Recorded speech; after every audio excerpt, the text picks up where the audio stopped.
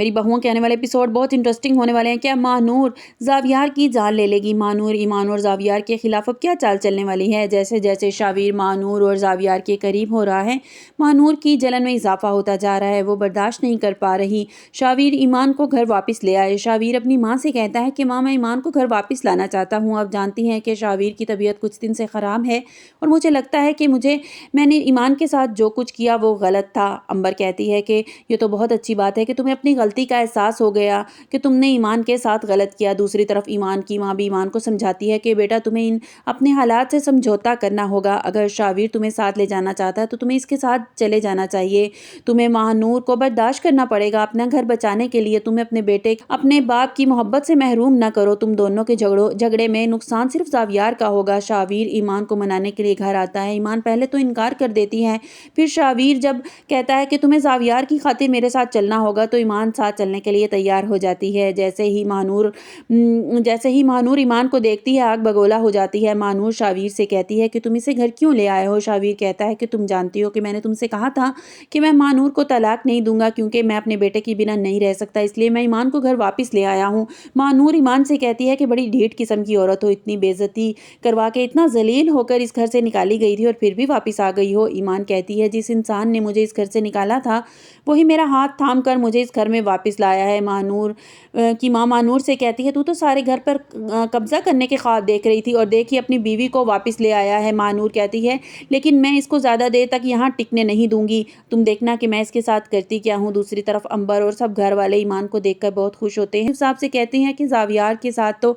खेलते खेलते दिन का पता ही नहीं चलता कि दिन कैसे गुजर जाता है। महानूर भी शब्द शावियार से मोहब्बत करता हुआ देखती है, इसके साथ खेलता हुआ, वक्त गुजारता हुआ देखती है तो इसे बहुत गुस्सा आता है। अंबर ईमान से कहती है कि अंबर ईमान के घर वापस आ जाने पे बहुत खुश होती है, क्योंकि ईमान अब सारा दिन अंबर के साथ किचन में हाथ बटाती है। अंबर ईमान से कहती है कि ईमान, सच पूछो तो तुम्हारे बिना ये घर सूना हो गया था। अब तुम्हें देखकर ऐसे लग रहा है जैसे मेरे घर की खुशियां वापस लौट आई हों। शावीर किसी काम से घर से बाहर जाता है और अंबर और ईमान किचन में मसरूफ हो जाती हैं। महानूर ईमान के कमरे में पहुंच जाती है। शावियार सो रहा होता है।